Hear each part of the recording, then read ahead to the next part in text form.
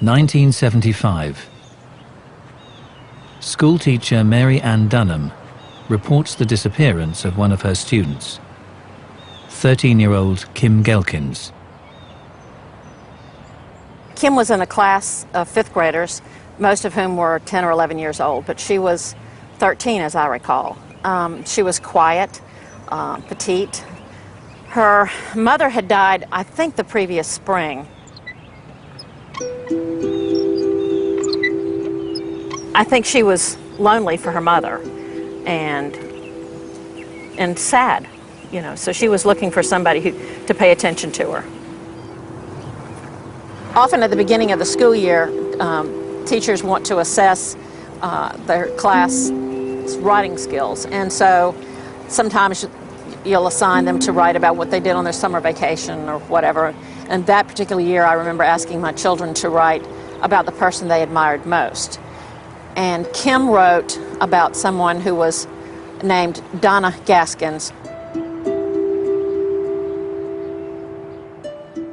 Donna Gaskins was the common-law wife of a colourful local criminal, Donald Pee Wee Gaskins.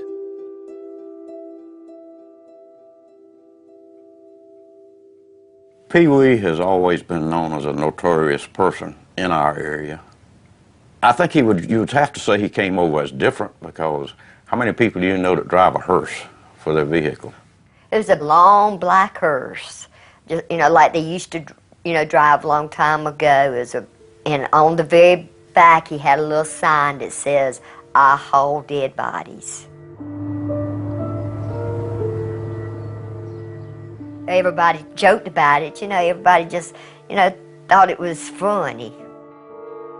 He always told people that he hauled bodies in it, but people didn't pay much attention to him. But while they didn't pay attention to him, they were still scared of him in the lower end of the county. Everybody, if you talked about Pee Wee, they sort of would run and hide because they were just scared of him. He had that kind of reputation. Gaskins' daughter, Shirley, remembers the day Kim Gaskins vanished. Her mom had died, and she got to be friends with Daddy because Daddy was living in Charleston. She was a sweet little girl. We had just come back from the park, and my mother-in-law lived next door, and the children was going to go over there to get something to eat. So I said, well, go on over there, and I'll be there in a minute. And when I went over there, I said, where's Kim? Nobody had seen Kim. And she just walked out the door and disappeared.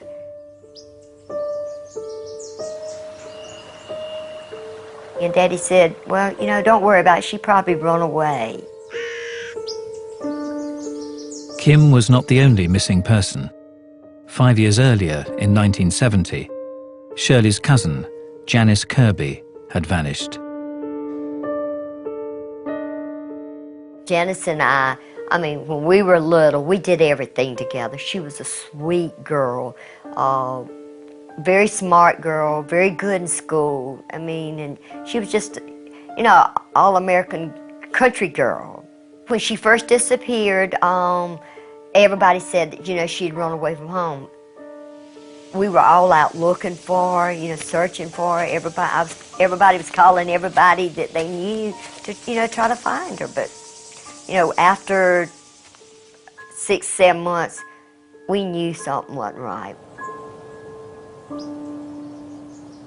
Now, detectives investigating the new disappearance began to focus on Shirley's father, Donald Pee Wee Gaskins. Some of our field agents were working on rumors that had been surfacing, working along with detectives from Charleston in an attempt to find Kim Gaskins. We started looking for the Gaskins girl, and of course we did not have Pee Wee at the time, but we did have an individual who was running with Pee Wee at the time. We did pick Walter Neely up, and after a lot of talking and everything, Walter finally took the investigators out and showed them where he had helped Pee Wee bury someone.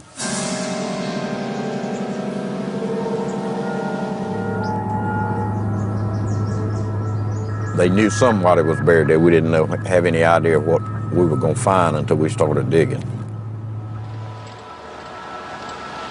We took probably, I guess, 10 or 12, 15 deputies and SLED agents, and we just lined up and started walking slowly into the woods. Sometime during that process, in moving through the bushes, the undergrowth, somebody discovered that there were some bushes that had been put there that weren't growing there. We had metal probes that were maybe 3 feet long with a T-handle on top, piece of rebar with a point on it, that you could determine soil consistency. You probe along, and then it goes down. They probed around enough to where they could tell that there was someone buried there. So we sealed the area off and started digging.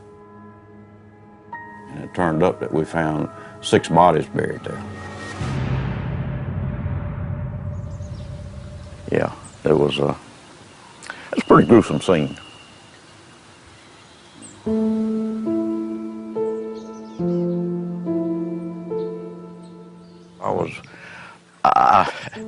I guess I was overwhelmed because, you know, I had been in law enforcement for some 12 and a half years prior to this, and I'd never seen anything of that magnitude. But the discovery of the 6 bodies was just the beginning of a shocking tale that would lead to claims that Gaskins was the most prolific serial killer in US history. In 1975, the disappearance of 13-year-old schoolgirl Kim Gaskins had led detectives to a burial site in the woods of South Carolina.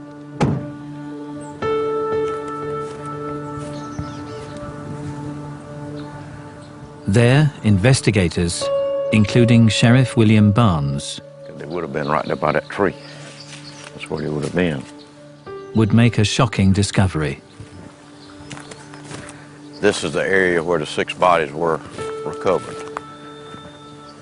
I have not been back here since everything happened back in 1976. The graves would have all been within probably 25 foot of each other. They would have all been right in this area here where we're standing now, under this tree. All 6 had been murdered and buried 2 apiece in 3 shallow graves. And all 6 were linked to notorious character Donald Pee Wee Gaskins, a diminutive local car thief who drove an old hearse and boasted of having his own private cemetery. No one had believed him. I was 6 months pregnant at the time with my last child, and we were, you know, when the cops came up there, and, you know, they were telling me, oh, you know, that they were looking for my daddy for murder and stuff like that. I mean, I went in shock. I went into labor. My baby was born. I wasn't even 7 months pregnant. She didn't weigh, but she weighed 2 pounds and something.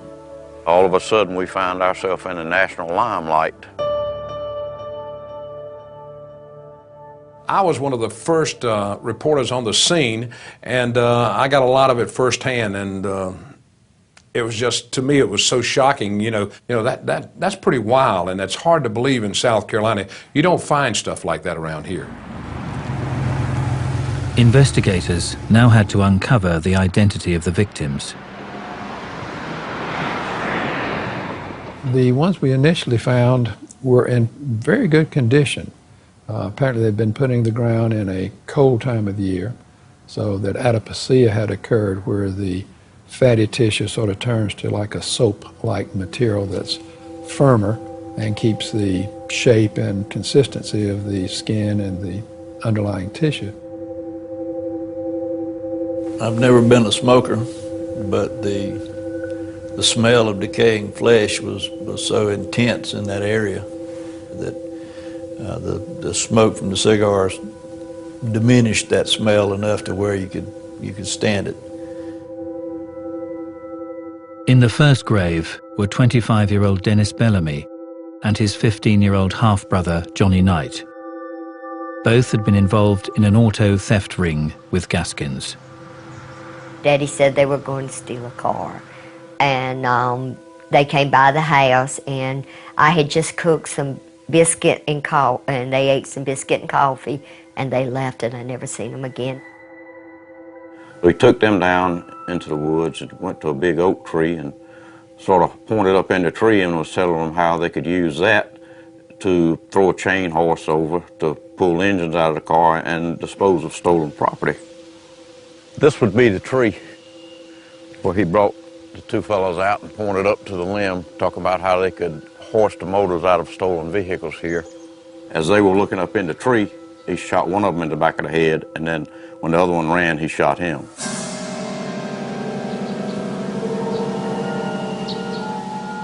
This is where he shot him, right here. If he'd think that they were gonna, they were getting tired or they was gonna tell on him, then he'd get rid of them.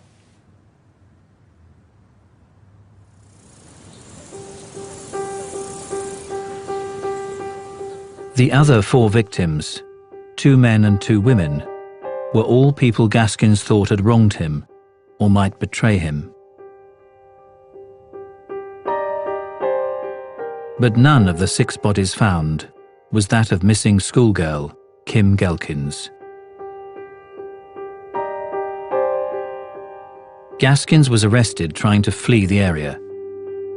Faced with the prospect of the death penalty for his crimes, he struck a deal to lead investigators to further bodies.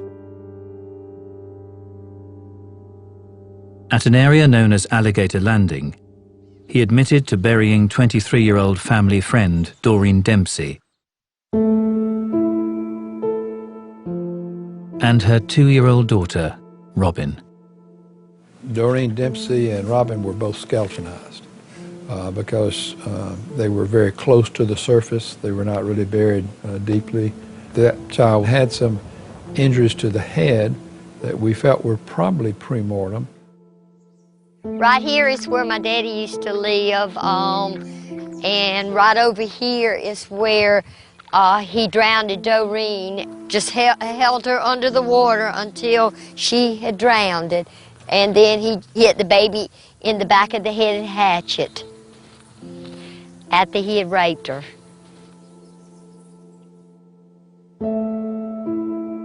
He said that he just could not resist raping the baby. He said he just couldn't resist it.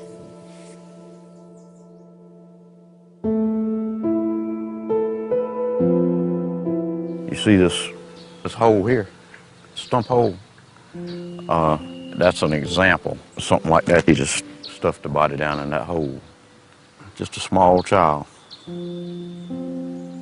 The reason he killed them is because the mother had been with a black man and the baby was half black and half white, and he just didn't believe in that. And that was his reason for doing away with them. Eventually, Gaskins would reveal the truth about the disappearance of schoolgirl Kim Gaskins. Kim was buried almost in our backyard. Right out in here is where they found Kim Gaskins. She walked out my front door, and I never seen her again. He took her off from the house and killed her.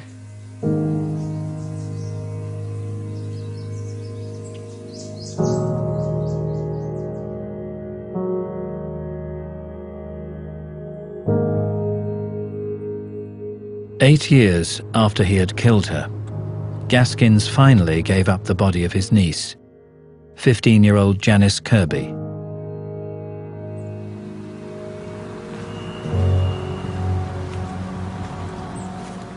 This is the grave site where his niece, Janice Kirby, was buried. He killed her in 1970, and her body was recovered in 1978. Dealing with a child or a small kid, that's tough to take. It's hard not to get involved. Just a little girl here. She's just a young teenager, really. Life snuffed out, stuck in a hole in the woods. Nobody knew where she was, what happened to her.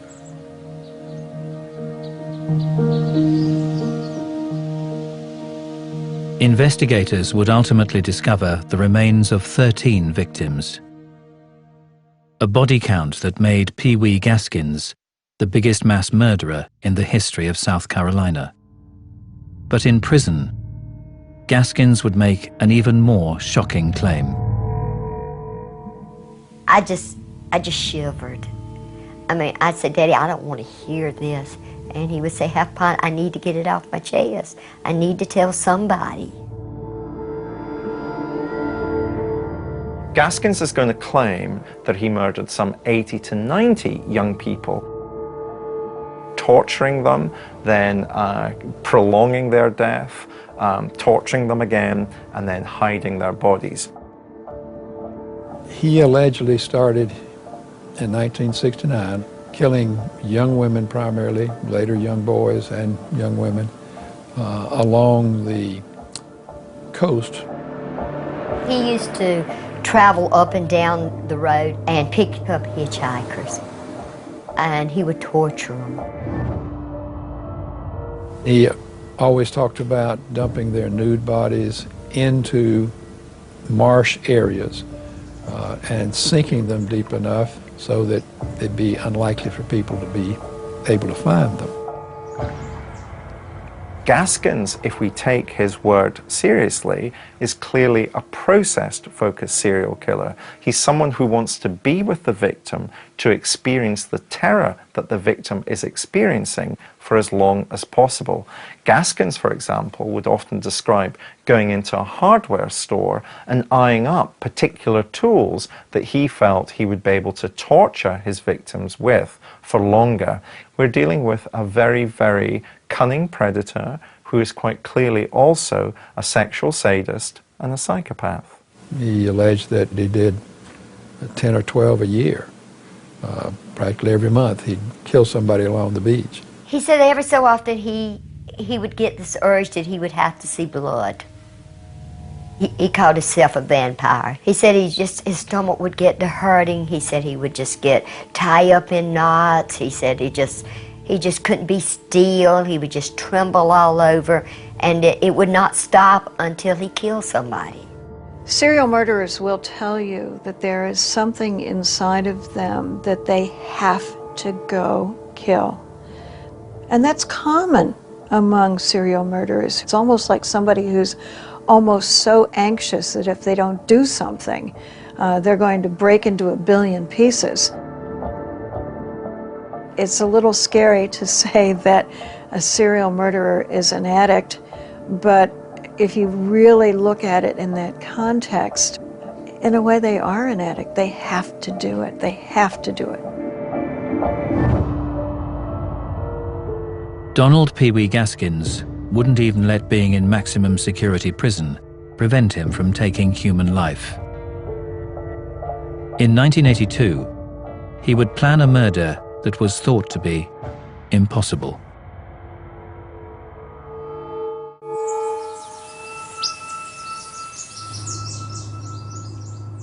No one had believed hearse-driving criminal Donald Pee Wee Gaskins when he'd boasted of having his own private cemetery in rural South Carolina. But in the 1970s, detectives had been led to the graves of 13 of his victims, and Gaskins would claim there were more than 90 others still undiscovered. So who was Pee Wee Gaskins? Most of my family was good Christian people. I mean, my daddy's the only person I know in my family that ever got in any trouble. He did enough for everybody.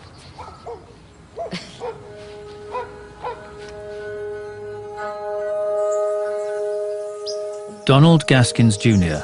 was born on March the 13th, 1933, to an unmarried mother. My daddy was a bad boy when he was little. My grandmom said he was always doing something he wasn't supposed to do. And, you know, he used to get a whipping a lot. But, you know, my grandma was a very good woman. She was very good to him. But her brothers was a little bit hard on him. They used to beat him a lot because he wouldn't listen. Gaskins' childhood was punctuated by a series of stepfathers in his life. He never knew his own father, and his mother had a series of relationships. Gaskins' childhood was also characterized by physical abuse, both at home and especially at school. Gaskins was a peewee. He was a small guy, and so many individuals who live that lifestyle and that culture have to compensate for their small stature and overcompensate by trying to demonstrate how tough he is, how aggressive he is, to gain a reputation. And Gaskins was pretty good at that. Gaskins dropped out of school at 11, forming a gang with 2 friends. Together they dubbed themselves the Trouble Trio.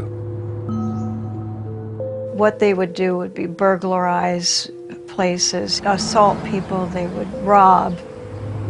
Here we've got a boy who is clearly what criminologists would call being involved in differential association. In other words, he's going to gain status, not through having peers who are going to do well at school, but instead he's going to gain status through associating with boys through committing crime. Initially petty crime, but that would degenerate. Gaskins would eventually commit a sexual offense, a rape. I know Daddy and his 2 friends, they raped one of the boys' sisters. Together, the Trouble Trio had lured the girl to their hideout and taken it in turns to rape her. And they used to, you know, get together and do all, you know, do all kind of mean things together. In 1946, aged just 13, Gaskins would graduate from rape to attempted murder. Whilst burglarizing a house, Gaskins was disturbed by a young girl. He hit her in the head with an axe and left her on the ditch bank, thinking she was dead. The only thing that kept her alive was there was a little bit of water trickling through there, and it kept her alive till someone found her, or she would have died.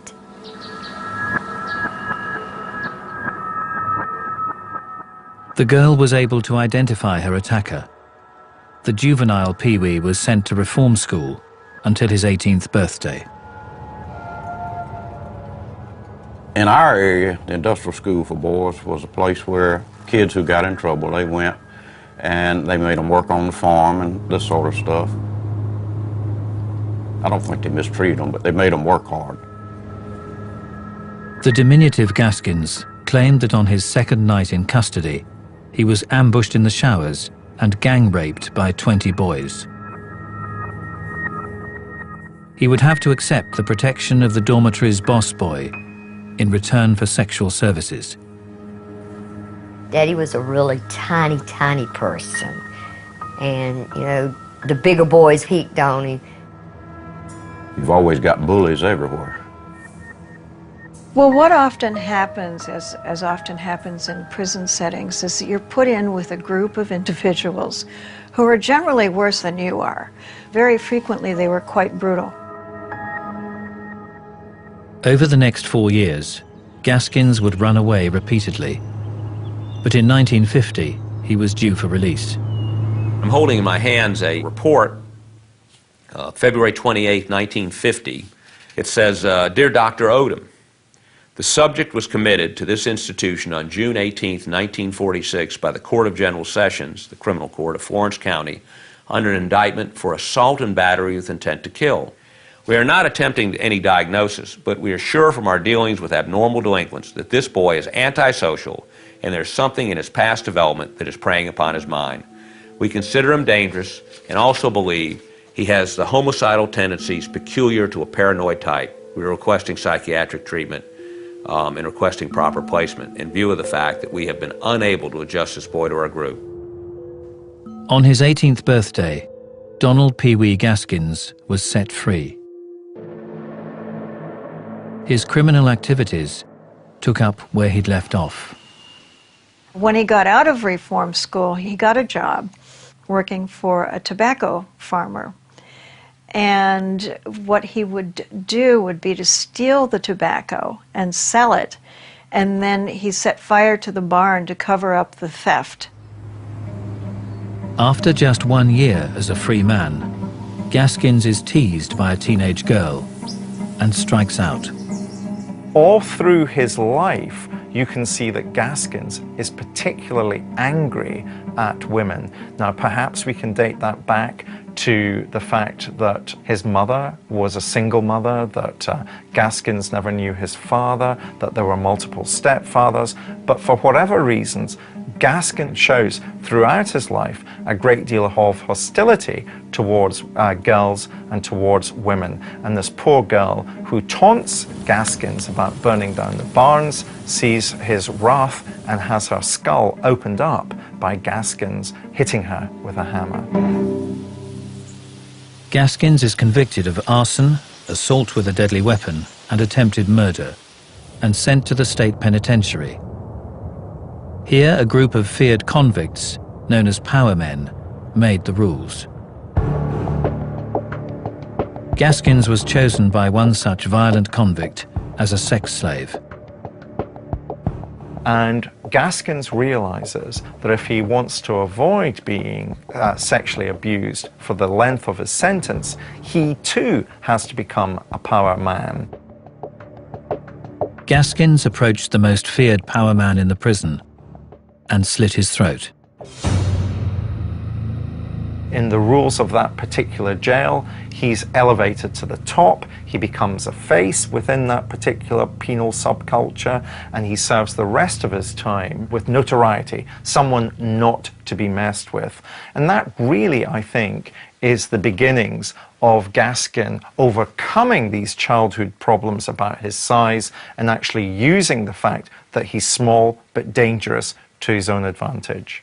When he got older and, you know, had guns and stuff, he figured, hey, I can be a big man now. Gaskins would spend the next 2 decades in and out of prison, frequently escaping and being recaptured.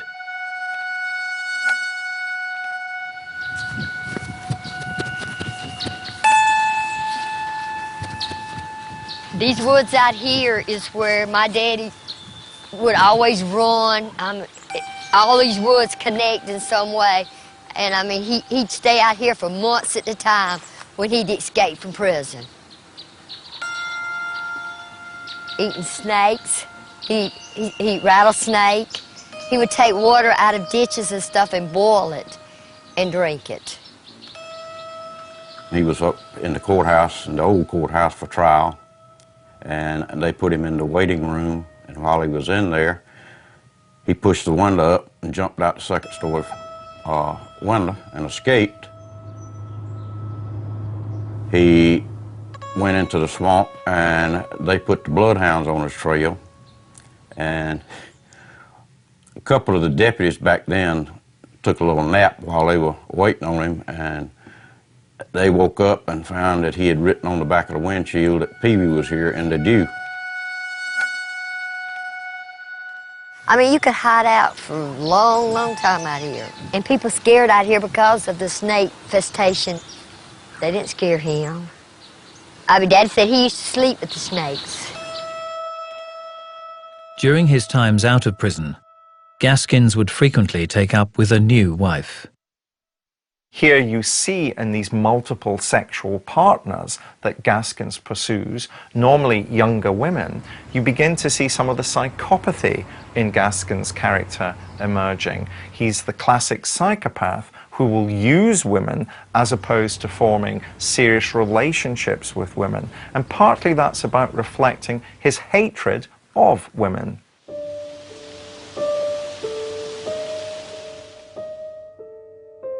Then in 1970, the disappearances began. He kept bringing people to my house, and, you know, he would say, Well, he called me Half Pint. He said, Half Pint, he said, will you fix this one so-and-so something to eat? And I would do it, but, you know, they would leave and never come back. I would never see them again. He came home a couple of times with blood on his hands. And, you know, I'd ask him, he said, well, I hit a deer or something like that. But people started missing, you know, and not coming back. And I knew something. I knew something was wrong. By the end of the 70s, Gaskins had been tied to 13 murders and was in maximum security prison serving life. But in 1982, he determined to add to his total, planning a murder on death row that most thought impossible. In 1982, serial killer Donald Pee Wee Gaskins, while serving a life sentence in South Carolina's maximum security prison, set his sights on another victim. The final murder that Gaskins commits, he commits in the most extraordinary circumstances. His target, a fellow inmate housed in solitary confinement on death row. Rudolph Tyner was semi-retarded. I mean, very low IQ guy from New York. He was passing through South Carolina when he and some others decided to rob the Moons. They had a convenience store down on the coast. He had already left the store, turned around and went back in the store and shot them both each in the head with a sawed-off shotgun. The deceased couple's son, Tony Simo, wanted justice. Tony Simo, he was the adopted son of these folks. They treated him great. He was very emotional about this. Although sentenced to death, Tyner had avoided execution for years. There were some procedural problems. Simo, the son, after I think it had been 6 or 7 years, just lost patience. And he'd been sentenced to death twice. Time to get on with it. Tony was friends with someone in prison. They got Daddy and Tony together. Sammy, can I help you? Operator is Collector Tony. My name is Gerald McCormick. Thank you.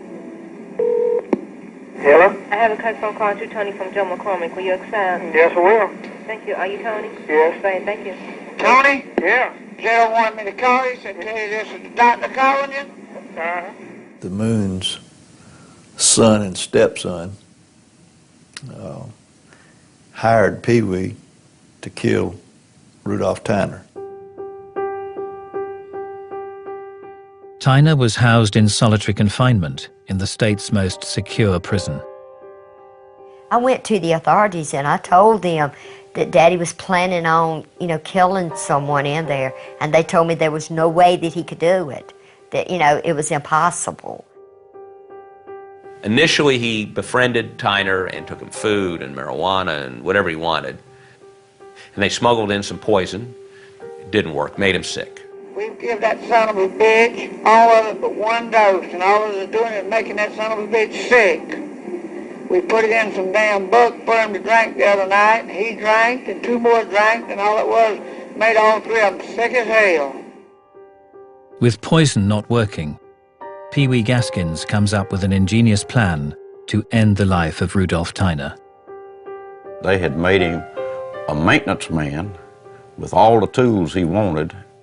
And the back of his cell backed up to Tyner's cell. Gaskins suggests to Tyner that he wants to have a communication system between their cells, almost like a telephone system. I come up with something, it can't be no damn making sick on it. I need 1 electric cap and as much of a stick of damn dynamite as you can get. Okay, well, I'll probably get at least plastic explosives. Well, that'd be good. This is an actual cup that they used in the Department of Corrections at the time. They had this size and they had a bigger size. Pee Wee took one of these and melted a hole in the bottom of it with a soldering iron and put in a female plug, like you'd plug in headphones, for instance. On the other end of that, he attached the blasting cap, nestled it in the C4 explosive.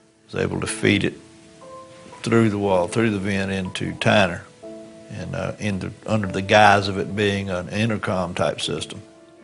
I'll take a damn radio and rig it into a bum, and when he plugs that son of a bitch up, it'll blow him on into hell. He told Tyner to, if he asked him if he could hear him, hold it up to his ear, and then he plugged the other end into the 110 socket. Just listen for the bang.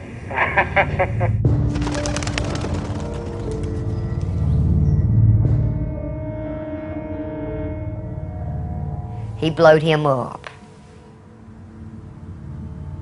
Pieces of him were blown all over the prison. Fingers went everywhere. Pee Wee then pulled the wire back through the vent, clipped it up, flushed it down the toilet, and came out and, what's going on?